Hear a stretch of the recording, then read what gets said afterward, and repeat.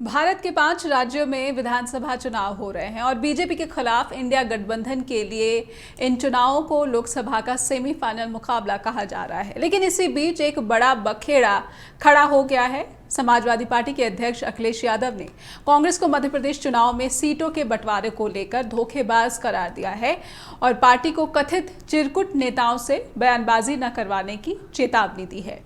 अखिलेश ने कहा है कि अगर उन्हें पता होता कि इंडिया गठबंधन विधानसभा स्तर पर नहीं है तो वो कांग्रेस से बात ही नहीं करते। कांग्रेस के नेताओं का इन पर सधा हुआ बयान आ रहा है। शायद मान मनोबल की कोशिशें ये हो सकती हैं, लेकिन जिस तरह से तेवर अखिलेश यादव ने दिखाए हैं, इससे स्पष्ट है कि उत्तर प्रदेश में उन्होंने कांग्रेस को सीधे सीधे चुनौती दे दी है। इस राजनीतिक घटनाक्रम के पीछे की क्या कहानी है, क्या कसूर मध्य प्रदेश के कांग्रेस अध्यक्ष और पूर्व मुख्यमंत्री कमलनाथ का है जैसा अखिलेश कह रहे हैं, कांग्रेस के आला कमान का है, या फिर अखिलेश दबाव की राजनीति कर रहे हैं जैसे कि पंजाब और दिल्ली में कांग्रेस के प्रति आम आदमी पार्टी के रवैये से देखने को मिला है। नमस्कार, आप देख रहे हैं जस हिंदी टीवी। मेरा नाम है नेहा शुक्ला। स्ट्रेट टॉक के सभी दर्शकों का बहुत बहुत स्वागत करती हूँ। तो अखिलेश ने जिस तरह से मीडिया के सामने अपने तेवर दिखाए हैं और कांग्रेस को धोखेबाज कहा है, कई सवाल खड़े हो रहे हैं इंडिया गठबंधन को लेकर भी, मध्य प्रदेश चुनाव में कांग्रेस के प्रदर्शन को लेकर भी, समाजवादी पार्टी के प्रदर्शन को लेकर भी और इंडिया गठबंधन को लेकर भी। ये सवाल आज क्या है स्ट्रेट टॉक के, आइए नजर डालते हैं इन सवालों पर। एक सवाल तो यही है कि क्या मध्य प्रदेश चुनाव में कांग्रेस ने सपा को धोखा दिया है जैसा कि अखिलेश कह रहे हैं, और एक सवाल ये भी कि क्या कांग्रेस और समाजवादी पार्टी में सीटों पर विवाद एक राजनीतिक साजिश दिखती है। क्या अखिलेश कांग्रेस पर दबाव की राजनीति कर रहे हैं? कुछ लोगों का ये भी कहना है क्या इंडिया गठबंधन लोकसभा चुनाव आते आते बिखर जाएगा, क्योंकि आम आदमी पार्टी और केरल में जिस तरह से सीपीआईएम का रुख दिख रहा है और टीएमसी का भी रुख दिख रहा है, आपके बाद सपा का कांग्रेस से अलगाव मध्य प्रदेश के चुनाव पर क्या असर डालेगा? इन सभी सवालों के जवाब तलाशने की कोशिश करेंगे। हमारे साथ जुड़ चुके हैं मध्य प्रदेश कांग्रेस से प्रवक्ता हैं मृणाल पंत हमारे साथ, और बहुत बहुत स्वागत करती हूँ मृणाल जी आपका। और हमारे साथ उत्तर प्रदेश में समाजवादी पार्टी के प्रवक्ता जुड़ चुके हैं कीर्ति निधि पांडे। बहुत बहुत स्वागत करती हूँ कीर्ति निधि जी आपका स्ट्रेट टॉक में। और क्यों ना, क्योंकि आरोप लगाने वाली जो पार्टी है उनसे ही शुरुआत की जाए। कीर्ति निधि जी, इतना गुस्सा अगर मीडिया में है तो फिर ऐसे जब कमरे में बैठे होंगे तो फिर मान मनोबल या फिर सुलह की बात कैसे होगी? क्या सुलह ही नहीं करना चाहते? देखिए नेहा जी, समाजवादी पार्टी ने बड़े खुले मन के साथ इंडिया अलायंस गठबंधन को स्वीकार किया, और मध्य प्रदेश हो, छत्तीसगढ़ हो, राजस्थान हो, गुजरात हो, सभी जगह जितनी हमारी ताकत है उस ताकत के हिसाब से हमारी पार्टी चुनाव लड़ती रही जी। अभी गुजरात की विधानसभा में भी एक एमएलए हमारा जीता है। और इंडिया अलायंस अगर विधानसभा चुनाव में नई गठबंधन करना था तो इन 5 राज्यों के चुनाव के बाद हम लोगों को अलायंस तैयार करना था। कांग्रेस पार्टी को भी इसकी पहल इस विधानसभा चुनाव के बाद करनी। और जो नाराजगी की बड़ी वजह है वो मैं बताता हूं आपको। मध्य प्रदेश में 2018 के चुनाव में हमारा एक एमएलए चुनाव जीता था और 5 एमएलए के उम्मीदवार हमारे ऐसे थे जो भारतीय जनता पार्टी से कंपटीटर रहे। भारतीय जनता पार्टी जीती, दूसरे पे हम थे और हमसे पीछे कांग्रेस जी, तीसरे की पार्टी कांग्रेस। अब कभी चुनाव में मध्य प्रदेश के अंदर हमारे 5 एमएलए रहे, कभी 6 रहे, कभी 1 रहे, कभी 3 रहे, इस तरीके से हमारे एमएलए रहे। चुनाव के दौरान जब इंडिया अलायंस के गठबंधन के बाद मध्य प्रदेश के पूर्व मुख्यमंत्री जी, 2 पूर्व मुख्यमंत्री हैं, दोनों पूर्व मुख्यमंत्रियों ने समाजवादी पार्टी से पहल किया कि उत्तर प्रदेश में मध्य प्रदेश में हमारा आपका अलायंस हो जाए विधानसभा चुनाव में। और जो सीटें हम लोगों ने उनको दिया था, बाकायदा आंकड़ों के साथ दिया कि ये हमारे आंकड़े हैं, हम यहां जीते हैं, यहां रनर रहे हैं, तो इस तरीके से हमको इतनी सीटें चाहिए, जिसपे मध्य प्रदेश के नेतृत्व ने 6 सीटों पर सहमति व्यक्त किया कि 6 सीट आपको हम लोग दे सकते हैं। एक वो जो जीते हैं, 5 वो जहां रनर रहे हैं, इसके अलावा कोई सीट हम नहीं दे सकते। समाजवादी पार्टी 6 सीट पे भी एग्री थी कि 6 सीट पे भी हम समझौता करने को तैयार हैं। लेकिन स्थिति परिस्थिति ऐसी बदली कि न अभी अलायंस के तहत सीटें डिक्लेयर करते उससे पहले कांग्रेस पार्टी ने नवरात्र पहले दिन 144 एमएलए की सूची, उम्मीदवारों की सूची जारी कर दिया जी। सूची में वो सभी सीटें शामिल है जिसमें हमारा उनका अलायंस की बात चल रही, जिसपे हमारी उनकी बात हुई थी। अब अगर धोखा न कहा जाए तो क्या कहा जाए? अब आप अगर इसको धोखा न कहा जाए तो क्या कहा जाए? अब सवाल यह है कि अगर इंडिया अलायंस है, कांग्रेस बड़े की भूमिका में है, देश की पार्टी है, तो उसको बड़प्पन दिखाना चाहिए। और हम उन्हीं सीटों पे बात कर रहे हैं जहां कांग्रेस कमजोर है। मध्य प्रदेश के अंदर जी कांग्रेस तीसरे नंबर की पार्टी रही, हम उन्हीं सीटों की बात कर रहे हैं। ठीक है, ठीक है। हमारे साथ मृणाल पंत भी जुड़े हुए हैं। मृणाल जी, आपका जवाब क्या होगा कि आपने धोखा दिया? लेकिन जहाँ तक मेरी समझ की बात है, अगर जब सूची जारी हो गई और उसमें उन सीटों का भी देखा गया कि कांग्रेस ने अपने उम्मीदवार खड़े कर दिए, तो मेरे ख्याल से जो पहला स्टेप ये बनता था, पहला कदम ये बनता है कि आप अप्रोच करते, कमलनाथ को करते या फिर कांग्रेस आलाकमान को करते कि हाँ, ये ऐसा आप कैसे कर सकते, बजाय कि मीडिया में जाकर इतना गुस्सा दिखाने का। मृणाल जी, आपका क्या कहना है? ये जो धोखेबाज कहा जा रहा है कि आपने तो बातचीत की और उसके बाद अपनी लिस्ट ही जारी कर दी जिसमें वो सीटें शामिल थी जिन पर सपा ने अपने उम्मीदवार, और ये कहा है कि पिछले चुनाव में तो हम नंबर 2 थे, फिर आपने कैसे ये सीटें हथिया ली? जी नेहा जी, सबसे पहले तो राष्ट्रीय स्तर पर गठबंधन के परिप्रेक्ष्य को समझते हैं और राज्य स्तर पर गठबंधन के परिप्रेक्ष्य को समझते हैं।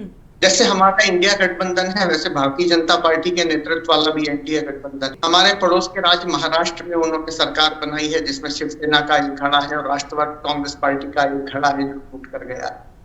दोनों वहां उस गठबंधन में शामिल। ऐसे ही मध्य प्रदेश के चुनाव में राष्ट्रवादी कांग्रेस पार्टी हमारे साथ रहते हुए, हमारे खिलाफ रहते हुए उम्मीदवार लड़ती थी। शिवसेना भारतीय जनता पार्टी के साथ वहां सरकार बनाती थी, लेकिन भारतीय जनता पार्टी के खिलाफ उम्मीदवार लड़। तो राज्य स्तर पर अगर किसी राज्य में की सहमति होती है गठबंधन, निश्चित तौर पे ये मानना चाहिए व्यापी और राष्ट्रव्यापी राज्य स्तरीय चुनाव का गठबंधन। दूसरी बात, इंडिया गठबंधन जो बना उसका मूल उद्देश्य में अलोकतांत्रिक तरीके से शासन करती हुई सरकार को खाड़ फेंकना।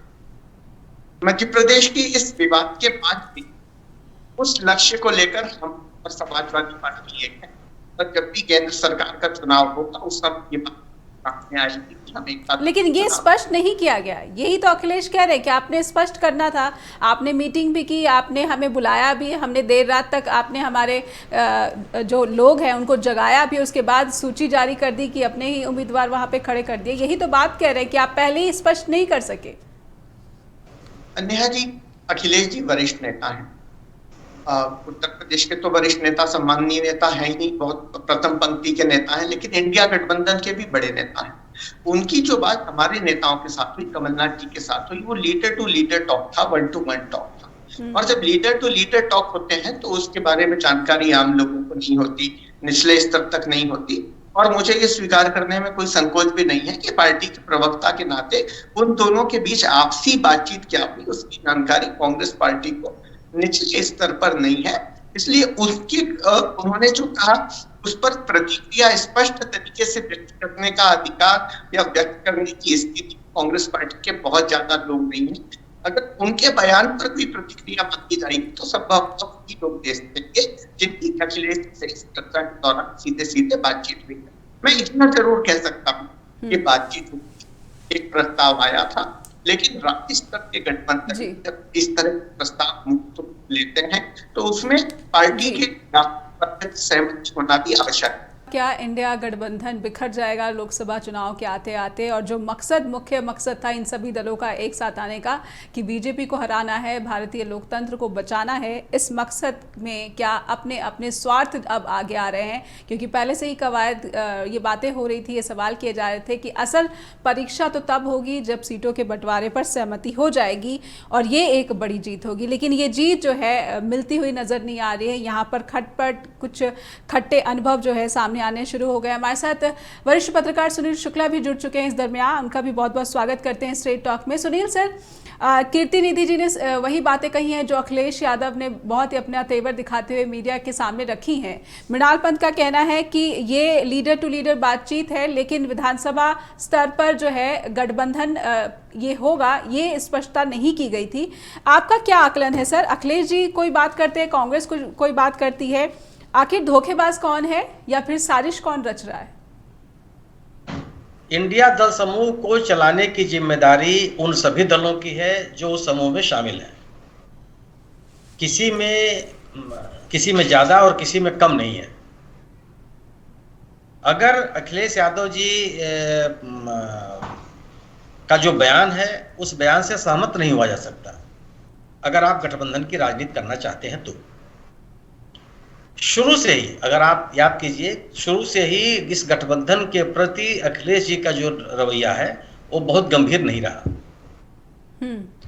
आप तथ्यों से इसको समझिए कि जो इंडिया दल समूह की सबसे बड़ी समन्वय समिति बनी, उसमें जिसके अध्यक्ष शरद पवार जी हैं, अन्य दलों के राष्ट्रीय प्रमुख हैं या राष्ट्रीय महासचिव जो उस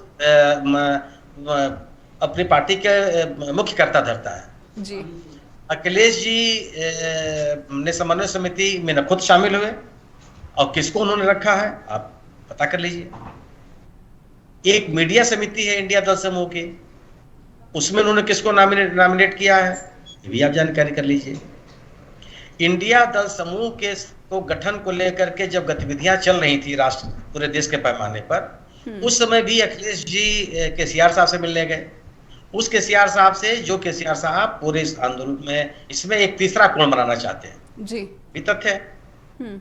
और आज भी जो उनका रुख रवैया है वो केसीआर साहब के साथ कभी कमजोर नहीं पड़ा। वो तीसरे कोण बनाने के लिए केसीआर साहब हमेशा लगे रहे और कभी भी वो इंडिया दल समूह के साथ शामिल होने का उन्होंने प्रयास नहीं किया। अखिलेश जी एक जिम्मेदार नेता, मेरा अपना मानना यह है कि उत्तर प्रदेश में अगर इंडिया दल समूह को राजनीति करनी है तो आप अखिलेश यादव जी को ही आपको साथ रखना पड़ेगा जी। अखिलेश यादव जी के ही नेतृत्व में इंडिया दल समूह उत्तर प्रदेश में काम कर सकता है, बाकी किसी की उतनी ताकत नहीं है जी। लेकिन अखिलेश जी की भी अकेले उतनी ताकत नहीं है कि वो बीजेपी से अपने बूते, अपने संगठन पर, अपने राजनीतिक कार्यकर्ताओं या अपनी राजनीतिक ताकत से वो लड़ लें। उनको भी एक सहयोग, एक संगठन की आवश्यकता है। अन्य दलों के भी गठबंधन की जरूरत है जी। अखिलेश जी का जो असर इटावा में, एटा में, फिरोजाबाद में, मैनपुरी में, संभल में, आगरा में है, वो असर मुजफ्फरनगर में नहीं है, वो संभलपुर में नहीं है, वो बागपत में नहीं है, वो मेरठ में नहीं है। वहां आपको राष्ट्रीय लोकदल की जरूरत नहीं। आप पश्चिमी उत्तर प्रदेश में भी अगर राष्ट्रीय लोकदल है, पूरे उत्तर प्रदेश में मजबूती के साथ समाजवादी पार्टी है, समाजवादी पार्टी का संगठन है। और इसमें कोई और नहीं कि पैन उत्तर प्रदेश लगभग सभी जिलों में समाजवादी पार्टी की मौजूदगी है, उनका संगठन भी है। तो इंडिया दल समूह समाजवादी पार्टी से किनारा नहीं कर सकता अपनी राजनीति को आगे बढ़ाने के लिए, और नेतृत्व अखिलेश यादव को ही देना पड़ेगा। अखिलेश यादव उत्तर प्रदेश में विपक्ष की पहचान है जी। लेकिन अकेले अखिलेश यादव भी बीजेपी से लड़ नहीं सकते, संभव नहीं है। अगर आप गैर भाजपा मतों के विभाजन को रोकने का प्रयास नहीं करेंगे तो बीजेपी के प्रतिबद्ध मतदाताओं के सामने आपकी संख्या कहीं नहीं खड़ी होती जी। और अगर आप बीजेपी के खिलाफ हैं, गैर भाजपा राजनीति करना चाहते हैं, तो आपको गैर भाजपा शक्तियों के साथ मजबूती के साथ खड़ा होना होगा। इस तरह का बयान देना कि बीजेपी और कांग्रेस मिले हुए हैं, यह इंडिया दल समूह के मंतव्यों के अनुकूल नहीं है। और अखिलेश जी कोई सामान्य नेता नहीं है, अखिलेश जी बड़े नेता है। मैं व्यक्तित्व से उनका सम्मान करता हूं। मैं मानता हूं कि उनके सोच में एक उनका होराइजन बहुत व्यापक है जी। सोचने समझने, नीतियां तय करने का। और समाजवादी पार्टी की जो परंपरागत छवि रही है उससे अलग हट करके उन्होंने समाजवादी पार्टी के प्रति लोगों को आकर्षित किया जी। एक बेहतर सपना दिखाया लोगों को, और जो परंपरागत कार्य है उससे अलग हट करके जो आधुनिक जीवन के लिए आवश्यक है। अगर उत्तर प्रदेश में मेट्रो की सोच है तो अखिलेश यादव की सोच है, इसमें तारीफ करनी चाहिए उनकी जी। लेकिन इस दौर में जिस गंभीरता की आवश्यकता है वह गंभीरता अखिलेश जी ने नहीं दिखाई। परिणाम क्या हुआ कि 2022 के विधानसभा चुनाव के बाद उत्तर प्रदेश में जो एक बड़े चेहरे के रूप में अखिलेश जी आए भाजपा के खिलाफ, लोगों ने उनकी ताकत 41 सीट से 125 सीट के लिए बढ़ा दी और एक मजबूत जनसमर्थन दिया जी। लेकिन भारतीय जनता पार्टी के खिलाफ जो एक आक्रामकता की आवश्यकता थी, वो आक्रामकता अखिलेश जी में नहीं दिखी। इनके कार्यकर्ताओं के खिलाफ तमाम तरह के सरकारी उत्पीड़न के आरोप लगते रहे, ये कहीं नहीं दिखाई पड़े। जो अल्पसंख्यक समुदाय के साथ तमाम तरह की कार्रवाई हुई, वो कहीं नहीं दिखाई पड़े। तो आप क्या किसी तरह की साठगांठ का इशारा कर रहे हैं? सत्ता के साथ साठगांठ का इशारा कर रहे हैं आप? नहीं, मैं नहीं कर रहा। हाँ। अखिलेश मैं ये स्वीकार नहीं कर सकता कभी भी कि अखिलेश यादव भारतीय जनता पार्टी के साथ उनकी साठगांठ हो जाए। उसके दबाव में तो आ सकते हैं, सरकार का दबाव, ठीक है, इससे मैं इनकार नहीं कर सकता। लेकिन वो बीजेपी के साथ चले जाएंगे, यह मैं स्वीकार नहीं कर सकता। गैर बीजेपी राजनीति करने के लिए अखिलेश यादव वहां है, बीजेपी के साथ तो नहीं जा सकते। अगर बीजेपी के साथ जाएंगे तो वो उनकी राजनीति खत्म हो जाएगी, क्योंकि उनका जो मतदाता है वो बीजेपी का समर्थक नहीं है। उन्होंने अपने मतदाताओं को सामाजिक आंदोलनों से, राजनीतिक आंदोलनों से तैयार किया। सामाजिक न्याय की लड़ाई लड़कर उन्होंने भारतीय समाजवादी पार्टी के पक्ष मतदाताओं को तैयार किया है मुलायम सिंह जी ने। वो मुलायम सिंह जी की विरासत उनके साथ है। और जब जब समाजवादी पार्टी बीजेपी के साथ जुड़ी है या बीजेपी के नेता के साथ जुड़ी है, कल्याण सिंह जी के साथ, बीजेपी मुलायम सिंह जी का नुकसान हुआ है। 2002 में उन्होंने बीजेपी कल्याण सिंह जी के साथ मिलकर के सरकार बनाई। 2007 के चुनाव में हार जनता ने खारिज कर दिया और बहुजन समाज पार्टी सबसे बड़ी पार्टी के रूप में हो गई जी। फिर आगे चल करके उन्होंने कल्याण सिंह जी का साथ लिया और बाद में मुलायम सिंह जी ने स्वीकार किया कि कल्याण सिंह जी को साथ लेना मेरी गलती थी। तो आपके राजनीतिक निर्णय, आपका राजनीतिक निर्णय कैसे होते हैं, या इस बात को, इससे आपका मतदाता भी प्रभावित होता है। आप अकेले नहीं चल सकते। आप अपने मन से निर्णय अगर आप लेंगे तो आपका मतदाता प्रभावित होगा। आज जब आप ये नारा दे रहे हैं कि इस देश में लोकतंत्र खतरे में जी, तो आपको आपके दलीय हितों से आपको ऊपर उठना पड़ेगा। बावजूद इसके मैं ये कहना चाहूंगा कि कांग्रेस को भी बड़ा मन दिखाना चाहिए। तो मध्य प्रदेश में अगर अंतिम बात पूरी कर दूं मैं, अगर कांग्रेस मध्य प्रदेश में समाजवादी पार्टी को, गोंडवाना गणतंत्र पार्टी को, जनेश को अपने साथ रखती है तो मध्य प्रदेश में एक बड़ा नैरेटिव तैयार करती है। मैं मानता हूं कि समाजवादी पार्टी क्या कोई इतनी बड़ी राजनीतिक ताकत नहीं है कि उसे बहुत राजनीतिक ताकत आपको मिल जाएगी, लेकिन वैल्यू एडिशन होगा, एक नैरेटिव बनेगा ये बीजेपी सरकार के खिलाफ। और ये नैरेटिव विधानसभा चुनाव के लिए बनेगा या फिर लोकसभा चुनाव के लिए? विधानसभा के लिए बनेगा, लोकसभा के लिए बनेगा जी जी। जो एंटी इनकम्बेंसी का माहौल है मध्य प्रदेश में, उसका लाभ भारतीय जनता पार्टी के खिलाफ कांग्रेस उठाने की स्थिति बन जाएगी जी। अगर वह जितने इस तरह के जो विरोधी लोग हैं, बहुजन समाज पार्टी उनके साथ आने से रही, क्योंकि बहुजन समाज पार्टी पहले से ही गोंडवाना गणतंत्र पार्टी के साथ समझौता कर चुकी है। 150 से अधिक सीटों पर चुनाव लड़ रही है, बाकी सीटों पर गोंडवाना गणतंत्र पार्टी लड़ रही है। कितना नफा नुकसान करेंगे मैं नहीं कह सकता, लेकिन मतदाता जो है वो आज केवल दो स्थितियों में है, या तो बीजेपी के साथ है या बीजेपी के खिलाफ जी। और बीजेपी के खिलाफ मतदाता उसी दल या उसी दल समूह के साथ है जो बीजेपी के साथ मजबूती से लड़ती हुई दिख रही है। अगर कोई ऐसा दल या राजनीतिक दल या राजनीतिक दलों का समूह, उसको यह आशंका है कि यह जरूरत पड़ने पर बीजेपी के साथ खड़े हो सकते हैं, लोग उसके साथ नहीं जाएंगे, और यह होता हुआ दिख रहा है। इसका सबसे बड़ा ज्वलंत उदाहरण आपको कर्नाटक में मिलेगा। कर्नाटक में जनता दल यस मजबूत पार्टी है जी। कई बिंदु यहाँ पर सामने रखे हैं कि जब मकसद बहुत बड़ा हो, और तमाम दल और उसके जो प्रमुख हैं वो ये बात करते रहे हैं कि मकसद बहुत बड़ा है, इसलिए हम जो है त्याग से पीछे नहीं हटेंगे। लेकिन जब बात असल त्याग की आती है तो अखिलेश जी ये तेवर दिखाते हैं। और यही नहीं, उन्होंने तो 31 सीटों पर जो है उम्मीदवार भी खड़े कर दिए। कहाँ 5 सीटों पर बात हो रही थी, 6 सीटों पर बात हो रही थी। कहीं ना कहीं ऐसा लग रहा है कि त्याग की स्थिति में बिल्कुल नज़र नहीं आते अखिलेश यादव। और जो बड़ी बात सुनील सर ने यहाँ पर रखी है कि इंडिया गठबंधन अगर यही रहा तो ये बीजेपी को फायदा पहुंचा सकता है। कीर्ति जी,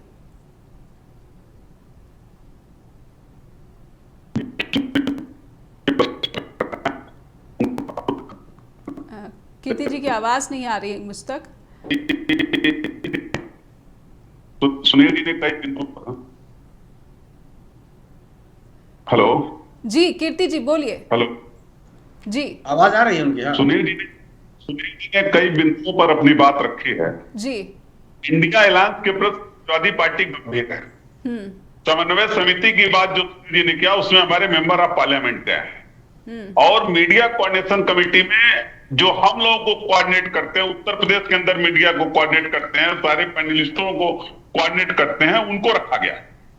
अब सवाल यह है कि मृणाल जी जो बात कर रहे थे कि गठबंधन नेशनल लेवल पे भी होता और स्टेट लेवल पे भी होता, मैं इनकी बात से सहमत हूं कि इंडिया अलायंस का गठबंधन नेशनल लेवल पे हुआ जी। लेकिन मैं तो ये कह रहा हूं कि स्टेट लेवल पे जो स्टेट लेवल के नेता थे, जो इनके पूर्व मुख्यमंत्री हैं दो मध्य प्रदेश के अंदर, जो जिम्मेदार नेता हैं, उन्होंने समाजवादी पार्टी के राष्ट्रीय अध्यक्ष से पहल किया, वार्ता की, अलायंस की बात हुई, जो हमने सीटों की लिस्ट दी उसमें सिर्फ 6 सीटों पर सहमति बनी। तो क्या Congress party 6 seat Samajwadi party को दे सकती? वो भी वो 6 सीट जिसमें 1 सीट हम जीते हैं 2018 में, जो समर्थन दिए कांग्रेस पार्टी को सरकार बनाने में, और 5 सीट ऐसे जिसमें हम रनर रहे। कांग्रेस पार्टी हमसे भी पीछे रही, और मध्य प्रदेश हो, चाहे छत्तीसगढ़ हो, चाहे राजस्थान हो, चाहे गुजरात हो, समाजवादी पार्टी के नेता जब मुलायम सिंह यादव जी थे तब से हम लोग लड़ते रहे। हमारे कार्यकर्ता हैं, नेता हैं, हमारी कमेटियां हैं। ये अलग बात है हम मध्य प्रदेश हो चाहे अन्य प्रदेश हो कमजोर स्थिति में हो सकते हैं, लेकिन हम तो उन सीटों की बात कर रहे हैं जिन सीटों पर हम रनर रहे हो या विनर रहे। अब सवाल यह है कि कांग्रेस पार्टी अगर बड़ी पार्टी है तो उसको दिल भी बड़ा दिखाना चाहिए, और अगर स्टेट लेवल पे अलायंस नहीं करना था तो स्टेट लेवल पे भाजपा भी नहीं करनी चाहिए थी। फ्रेंडली लड़ाई होती, हम लोग लड़ते चुनाव, कमिटमेंट करके कमिटमेंट तोड़ना ये ठीक बात नहीं है। अगर अलायंस मजबूती से चले, आगे बढ़ता रहे, भारतीय जनता पार्टी को रोकने का लक्ष्य है, लोकतंत्र बचाने का लक्ष्य है, तो त्याग सबको करना पड़ेगा जी।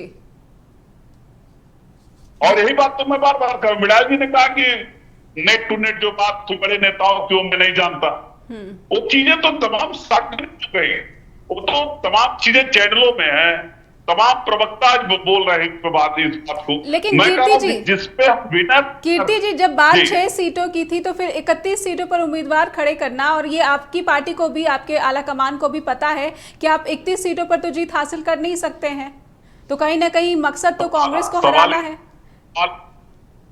सवाल ये नहीं है, सवाल ये है कि जब अलायंस ही नहीं है, जब कांग्रेस पार्टी करे स्टेट लेवल पे मेरा अलायंस ही इनके साथ नहीं है, तो फ्रेंडली प्राइड सब अपना अपना चुनाव लड़ रहे हैं। आम आदमी पार्टी में इंडिया अलायंस में भी अपना चुनाव लड़ रही है। क्या हम लोग सारे राज्यों में जो समाजवादी पार्टी के कार्यकर्ता और नेता उनको बैक कर देंगे? क्या बैक तो करेंगे नहीं, हमको तो चुनाव लड़ाना भाई। और अगर कांग्रेस पार्टी, और देखिए सुनील सर ने भी एक बात बहुत महत्वपूर्ण बात कही कि कांग्रेस पार्टी मुगालते में थोड़ा नैरेटिव सेट होता है। मैंने कहा था कि मैं तो सिर्फ उन सीटों पे बात किया, और तब बात किया जब इनके नेताओं ने पहल किया। मैं तो कह रहा हूं कांग्रेस नेताओं ने, मध्य प्रदेश के कमलनाथ जी ने, दिग्विजय सिंह जी ने पहल किया, वार्ता किया, राष्ट्रीय अध्यक्ष जी ने सहमति व्यक्त किया, उसके बाद मध्य प्रदेश की कमेटी लगातार वार्ता की, सीटों की लिस्ट सौंपी जी, रात भर बैठक हुई, और उसका नतीजा ये हुआ कि बिना हमसे पूछे आपने कंटेंट घोषित कर दिया उन सीटों पर भी जहां हमारी दावेदारी जी। तो फिर उसके बाद क्या रास्ता है? विकल्प तो है नहीं। अभी तो 31 है, उसके बाद अभी कुछ और सीटों पर उम्मीदवार घोषित होने वाले हैं। लेकिन क्या वो मुख्य मकसद अब मकसद नहीं रहा जो बात लोकतंत्र बचाने की थी? अब तो लोकतंत्र बचाने का, संविधान बचाने का मकसद वही है, लड़ाई वही है, लेकिन अब लड़ाई इस विधानसभा के बाद पार्लियामेंट की लड़ाई तय होगी। जी जी, इस विधानसभा चुनाव के बाद चल, और कांग्रेस पार्टी जहां जहां मजबूती है उसको अपने अलायंस पार्टनर को वहां अपने साथ रखना चाहिए। कुछ बातें सुनील सर ने भी कही हैं और कुछ बातें कीर्ति निधि जी ने भी कही हैं। मैं समझना चाहूंगी कि क्यों कांग्रेस ऐसी परिस्थिति में नजर आ रही है कि उसने धोखा किया, जब कांग्रेस के 2 पूर्व मुख्यमंत्री खुद इनिशिएटिव लेते हैं कि सीटों पर बातचीत होती है, उसके बाद लिस्ट जारी कर दी जाती है, तो प्रथम दृष्टया तो स्पष्टीकरण कांग्रेस की तरफ से आना ही चाहिए। और कहीं ना कहीं जिस नैरेटिव की बात सुनील सर ने कह रहे हैं, उस नैरेटिव को भी एक बहुत बड़ा झटका लगा है कि या तो चुनाव बीजेपी के समर्थन में या फिर गैर बीजेपी के सुर में जो है इसी मुद्दे पर लड़े जाएंगे, और इस मुद्दे से कहीं ना कहीं इंडिया गठबंधन भटकता हुआ नजर आ रहा है और कसूरवार अभी कांग्रेस दिख रही है। नहीं नहीं, इंडिया गठबंधन को कोई नुकसान नहीं होगा, लेकिन समाजवादी पार्टी की मध्य प्रदेश सीमावर्ती जिलों में आंशिक और सीमित उपस्थिति बात का सम्मान स्वीकार, और यही कारण था कि कांग्रेस पार्टी के नेताओं ने राजनीतिक बातचीत की पहल की और दोनों नेताओं में बातचीत हुई भी। इसका मतलब कांग्रेस पार्टी भी अपनी ओर से किसी तरह की सहमति बनाने के लिए गंभीर थी। पर हमारे आंतरिक सर्वे में जिस तरह के नाम निकल कर आए, कैंडिडेट्स की प्रोफाइल निकल कर आई, उनका जातिगत समीकरण, क्षेत्रीय समीकरण निकल कर आए, उसको देखकर कई बातें भी विनेबिलिटी कैसी बनती है, और उस विनेबिलिटी की संभावनाओं के समझौते के बिना विनेबिलिटी ज्यादा अच्छी लगती है। नहीं, विनेबिलिटी की, मृणाल जी, अगर विनेबिलिटी की बात है तो फिर इंडिया गठबंधन की बात कैसे होगी? मैं बता रहा हूँ आपको, समझने की कोशिश करिए इस बात को जी। भारतीय जनता पार्टी के सामने समाजवादी पार्टी ने भी जिन 31 उम्मीदवारों की घोषणा की है, वो कांग्रेस पार्टी के सामने भी चुनाव लड़ेंगे। लेकिन आजकल हर वर्ग का, एक जाति समूह का अपने अपने क्षेत्र में प्रभाव के साथ उम्मीदवारों का एक अपना वोट बैंक होता है। समाजवादी पार्टी के 31 उम्मीदवारों का नुकसान भारतीय जनता पार्टी को ज्यादा होने वाला है, कांग्रेस पार्टी को कम होने वाला है। इस तरह से अगर ये सहमति नहीं भी बनी है तो उम्मीदवारों के लड़ने के उपरांत इसका नुकसान इंडिया गठबंधन के दलों को ओवरऑल सीट टैली में नहीं होने वाला है। ये राजनीतिक फायदे की बात है। अब तमाम चर्चाओं के बाद भी अगर सहमति नहीं बनी, इसका ये अर्थ नहीं है कि इसका लोकसभा चुनाव में इंडिया गठबंधन को कोई नुकसान होगा, या प्रादेशिक चुनाव में समूचे विपक्ष के तौर पर हम दोनों पार्टियों को नुकसान होगा। इसका नुकसान जो होना है वो भारतीय जनता पार्टी को। एक यथार्थ स्थिति ये बहुत अच्छी हो सकती थी कि सहमति बन जाती और हम दोनों अपने अपने उम्मीदवारों को अपने वोट ट्रांसफर करते और उसमें अगर विनेबिलिटी बनती। पर इससे पहले एक बात और समझने की जी, ये बात उन्होंने, कीर्ति जी ने ठीक बोली कि उनके कई सारे उम्मीदवार और कई बार 5-5, 7-7 उम्मीदवार भी समाजवादी पार्टी के जीत के आए हैं। लेकिन ये नेता कौन थे? ये समाजवादी पार्टी के अंदर से निकले हुए कार्यकर्ता नहीं थे। इनमें से कई नेता वो थे जिन्हें जब कांग्रेस पार्टी से टिकट नहीं मिला तब वो समाजवादी पार्टी से चुनाव लड़ने लगे। तो पार्टी के तौर पर ही वो जीत कर आए और समाजवादी पार्टी का वोट बैंक था। ये भी माना जाना चाहिए, ये भी माना जाना चाहिए कि समाजवादी पार्टी के वोट बैंक के साथ साथ उन नेताओं की अपनी उपस्थिति भी उन विधानसभा क्षेत्रों में थी, और इन दोनों की सम्मिलित ताकत के बल पर समाजवादी पार्टी की टैली 5 और 7 पहुंची। इसलिए पुराने आंकड़ों के बल पर ये कहना कि इतनी ही संख्या में टिकट मिलना चाहिए, इस पे सहमति नहीं बनी। दूसरी बात, एक बार जैसे सुनील जी ने कहा, जयस के कई उम्मीदवार कांग्रेस पार्टी के साथ मिलकर कांग्रेस पार्टी के सिंबल पर चुनाव लड़ रहे हैं। सकता है नेताओं के बीच कुछ इस तरह की बात भी हो, और कई चीजें राजनीति में होती है जो दिखाई नहीं देती। इनमें कई बार सहमति बनती है, कई बार नहीं बनती। इस बार दुर्भाग्य से सहमति नहीं कर पाई, पर मैं विश्वास दिलाता हूँ कि दोनों ही राज्यों में जब लोकसभा का चुनाव आएगा तब इस तरह की स्थिति नहीं होगी। हम एक रहेंगे, एक साथ मिलकर चुनाव लड़ेंगे और भारतीय जनता पार्टी को सामूहिक तौर पर कराने के लिए प्रयास करेंगे। जी, मैं सुनील सर के पास जाना चाहूंगी। सुनील सर, जो जवाब कांग्रेस की तरफ से आ रहा है, कितना सधा हुआ जवाब ये लग रहा है? ये अभी भी आशान्वित है कि जब लोकसभा चुनाव की बारी आएगी तो उत्तर प्रदेश में अखिलेश यादव के साथ जो है कांग्रेस का समन्वय बहुत ही ज़्यादा शानदार रहेगा और किसी तरह का तनाव नहीं होगा। आपको क्या लगता है कि मध्य प्रदेश में जो हुआ है इसका लोकसभा में, उत्तर प्रदेश में असर देखने को नहीं मिलेगा? नहीं, मैं मानता हूं कि कांग्रेस और समाजवादी पार्टी दोनों इंडिया दल समूह में किसी बिखराव को बर्दाश्त करने की स्थिति में नहीं है। इनको 2024 के चुनाव में साथ रहना ही रहना होगा। अगर ये अपनी प्रासंगिकता बनाए रखना चाहते हैं, अपने मतदाताओं को अपने साथ जोड़े रखना चाहते हैं और भारतीय जनता पार्टी के साथ किसी तरह का राजनीतिक संघर्ष को बनाए रखना चाहते हैं, तो मुझे नहीं लगता कि कोई बिखराव होगा। और मैं तो अभी भी उम्मीद करता हूं कि मध्य प्रदेश के चुनाव में भी इसमें अभी कुछ बहुत माने सुधार की स्थिति बनी हुई है। केंद्रीय नेतृत्व पर अगर कोई बात बनती है, क्योंकि इसमें तो कोई दो राय नहीं है कि समाजवादी पार्टी का 6 सीटों की बात हो रही है, उसमें तो वहां पर समाजवादी पार्टी का असर है। और उनके जो जीते हुए विधायक थे वो पहले उन्होंने कमलनाथ जी का साथ दिया था और बाद में भारतीय जनता पार्टी के साथ उन्होंने दिया।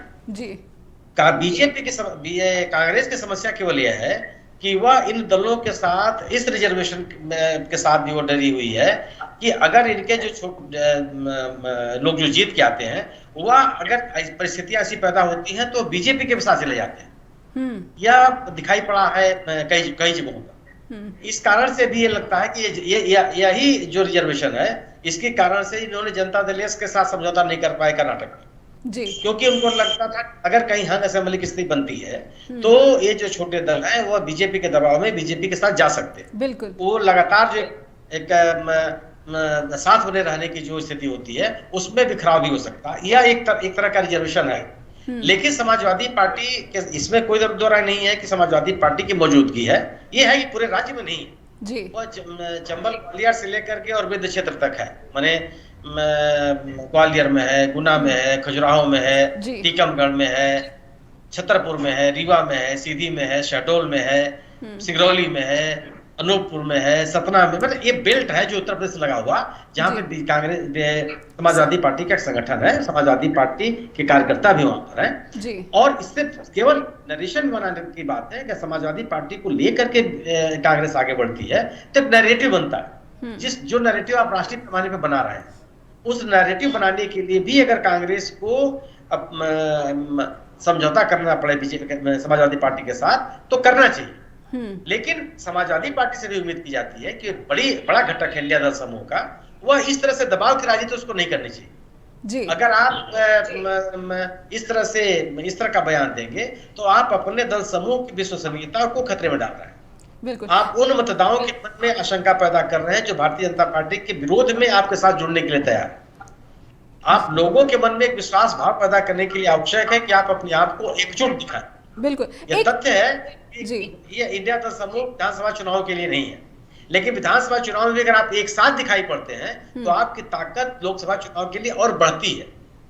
इस बात का ध्यान उन सभी दलों को रखना चाहिए जो इंडिया दल समूह के साथ मिलकर के गैर भाजपा की राजनीति करना चाहते हैं। एक सवाल आ रहा है सुनील सर, जब घोसी के उपचुनाव हुए थे तो वहां पर गठबंधन एक साथ दिखा क्योंकि कांग्रेस को पता था कि वहां पर जो है उसका कुछ भी नहीं होने वाला, इसलिए उसने खुलकर साथ दे दिया। लेकिन मध्य प्रदेश में कांग्रेस का आत्मविश्वास बहुत ज्यादा बढ़ा हुआ है, इसलिए कांग्रेस ने इस तरह की राजनीति दिखाई।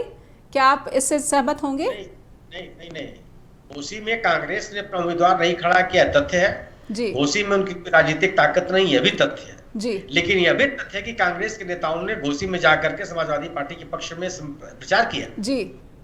लोगों ने वोट मांगे। बिल्कुल, ये चाहे कांग्रेस हो चाहे वामपंथी लोगों ने जाकर के वोट मांगे। ये नहीं है, ये सही है कि राजनीतिक ताकत वहां कांग्रेस समाजवादी पार्टी की है जी। समाजवादी पार्टी 2022 के चुनाव में भी जीती थी और 2022 का चुनाव भी वो जीती और 20% ज्यादा मत पाके जीती। बिल्कुल, लेकिन और यह अखिलेश जी का बड़प्पन भी था कि अखिलेश जी ने चुनाव की जीत के बाद ये कहा कि इंडिया दल समूह की जीत है। ये क्रेडिट दिया जी। बिल्कुल, ये क्रेडिट दिया उन्होंने जी। और इंडिया दल समूह के लोगों की जितनी ताकत थी, चाहे वामपंथी रहे हो चाहे कांग्रेस के लोग रहे हो, इस सभी लोगों ने वहां प्रचार किया जाकर के और अपने अपने कार्यकर्ताओं को सक्रिय किया जी। कीर्ति जी से जी आप बात पूरी कर लीजिए, फिर कीर्ति जी से सवाल लेना चाहूंगी। इसलिए इंडिया दल समूह ने अपनी उपस्थिति दर्ज कराई। यह सही है कि समाजवादी पार्टी के अलावा किसी की ताकत नहीं थी कि चुनाव को लड़ लेता अपने बूते जी। कीर्ति जी एक सवाल ये समय जी कीर्ति जी, समय बहुत बलवान होता है। दिसंबर में नतीजे आएंगे और उसके कुछ ही 2-3 महीने के भीतर ही जो है लोकसभा के चुनाव हो सकते हैं। ऐसे में समय को भी शायद आंकने में गलती हो गई समाजवादी पार्टी से, क्योंकि लहर जो बनी हुई है इंडिया गठबंधन में, या फिर तो ये भी बातें सामने आ रही कि उत्तर प्रदेश में कांग्रेस का भी जो है एक लहर सी उठ रही है, या फिर कांग्रेस का भी कार्यकर्ताओं का आत्मविश्वास बढ़ रहा है। कीर्ति जी देखिए, अब चुनाव तो लगातार हर साल हो रहे हैं उत्तर प्रदेश के अंदर, सबकी ताकत सबको पता है और उत्तर प्रदेश से भी किसकी कितनी ताकत है सुनील जी ने उसको बखूबी वर्णन किया।